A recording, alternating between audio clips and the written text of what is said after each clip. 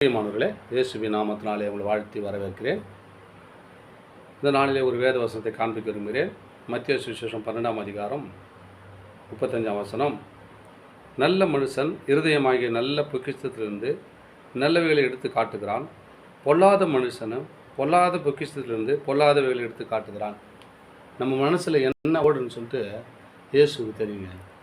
ஆனால் நம்ம நினைக்கிறோம் அதெல்லாம் யாருக்கும் தெரியாது, நம்ம இருதயத்தில் இருக்கிறத யாருக்கும் தெரியாது. இதயத்தை நிறைவே இயேசு அறிவாராம். ஒரு மனுஷன் சொல்ல முடியாதுங்க. ஆனால் இயேசுக்கு தெரியும். என் மகன் ஏதோ பேச போகிறான், என் மகன் ஏதோ கேட்க போகிறா அப்படி எதிர்பார்ப்போடு காத்து கொண்டிருக்கிற தேவன் இயேசு. அதான் சொல்கிறாரு, உன் இருதயமாகிய நல்ல இருதயம் பொக்கிஷம். அப்படின்னா இருதயம் தான் நல்ல பொக்கிஷன்றார். அந்த பொக்கிஷத்துலேருந்து நல்ல மனுஷன் நல்லவர்கள் எடுத்து காட்டுக்கிறானா. அதே கெட்டாத மனுஷன்லேருந்து வருகிற காரியம் என்ன கெட்டது தான் வரும். ஒரு நல்ல மனுஷன் நல்லது சொல்லுவான், கெட்ட மனுஷன் கெட்ட தான் சொல்லுவான். அவன் கெட்ட போல தான் வழி காட்டுவான். நம்ம எப்படி இருக்க வேண்டும் என்று ஆண்டவர் உங்களை சொல்லுகிறார். நம்ம இருதயம் எப்படி இருக்க வேண்டும்? நல்ல பொக்கிஷமாக இருக்க வேண்டும்.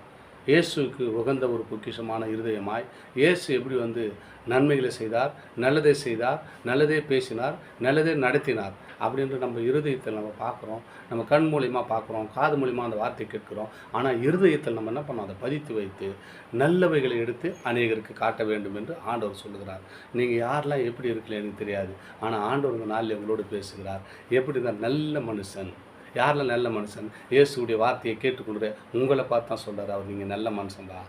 ஏன்னா என்னுடைய வார்த்தையை கேட்குறீங்களே, இயேசு நல்லவராக இந்த பூலோகத்தில் வந்தார், நல்லதே செய்தார். அந்த வார்த்தையை கேட்குற அனைவரும் நல்லவராக இருக்கிறது என்று உங்களை பார்த்து சொல்கிறாருங்க. அந்த நல்ல வார்த்தையை இருதயத்தில் நீங்கள் பதித்து வைத்து நல்ல பொக்கிஷமான அந்த காரியத்தை, அந்த வார்த்தையை அநேகருக்கு நீங்கள் பேசும் பொழுது அவர் நல்லவர்களாய் மாறுவார்கள். இந்த வார்த்தை விட்டு அநேக காரியத்தில் கெட்டவைகளை யோசித்து கெட்டவைகளை இருதயத்தில் நம்ம பதித்து வைத்து அநேகருக்கு அதை போதிக்கும்போது அவர் கெட்டவளாக மாறி போகிறார்கள். நீங்கள் நல்லவராக இருக்க வேண்டும் என்றால் நல்ல பொக்கிஷமாக இந்த வார்த்தைகளை கேளுங்க. அந்த வார்த்தை உங்கள் இருதயத்தில் போய் அநேகர் அதை பலப்படுத்தும், அநேக ஆசீர்வாதத்துக்குள்ள நடத்தும். அது நல்ல பலன் கொடுக்குறத வார்த்தையாக இருக்கிறது.